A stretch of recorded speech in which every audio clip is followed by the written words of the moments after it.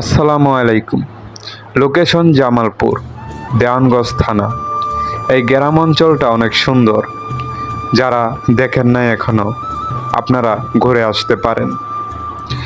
এই অঞ্চলের মানুষগুলো এক সময় অনেক কষ্ট করত, অনেক পরিশ্রম করত।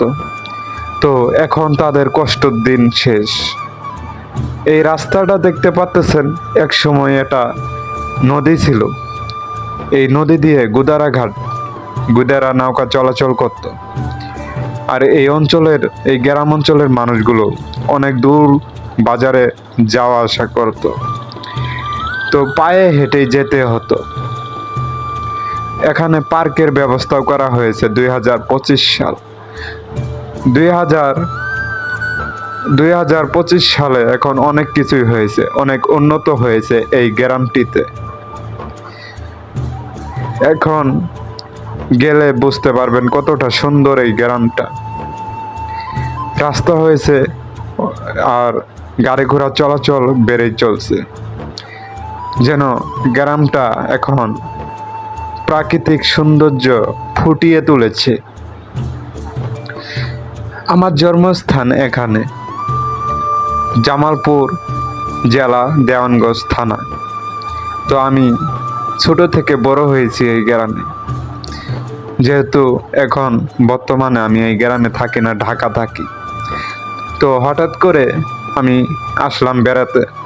এসে দেখলাম এখানে টাওয়ার নাই, টাওয়ার কম, ইন্টারনেটের প্রবলেম বেশি। যেহেতু গ্রাম অঞ্চলে ইন্টারনেটের সমস্যা একটু বেশি দেখা দেয়, তবে সময় পরিবর্তনে ইন্টারনেটের ব্যবস্থাও ইনশাআল্লাহ একদিন হবে। এখন যে দৃশ্যটা দেখতে পাচ্ছেন, এটা হলো দেওয়ানগঞ্জ থানার সামনে। তো আপনারা দেওয়ানগঞ্জ থানার সামনে যখন যাবেন, তখন দেওয়ানগঞ্জ থানার সামনে বসা ব্যবস্থা করা আছে। আপনারা 2025 সালে দেওয়ানগঞ্জ থানার সামনে অনেক সুন্দর দৃশ্য আপনারা দেখতে পারবেন।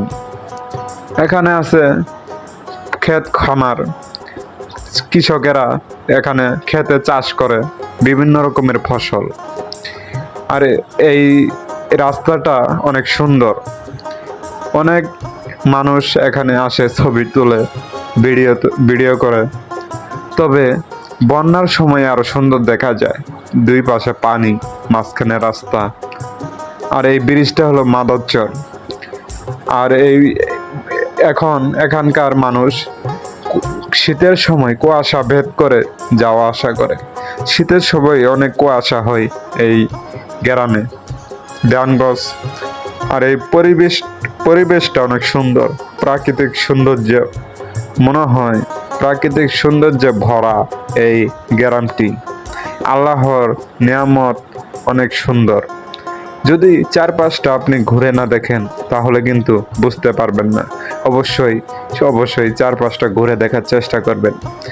আর এই ভাসমান ডামের ব্রিজ, এটাও আপনারা দেখতে পারবেন দেওয়ানগঞ্জ থানার সামনে যখন আপনারা যাবেন। তো দেওয়ানগঞ্জ থানার সামনে আসলে এই ভাসমান ডামের ব্রিজটা দেখা যায়। বিভিন্ন অঞ্চল থেকে এই ভাসমান ব্রিজ দেখার জন্য, সৌন্দর্য উপভোগ করার জন্য বিভিন্ন গ্রাম অঞ্চল থেকে, বিভিন্ন শহর থেকে, বিভিন্ন দূর দূরান্ত থেকে মানুষ এখানে বেড়াইতে এবং ঘুরতে আসে। তো আপনাদেরও ভালো লাগবে।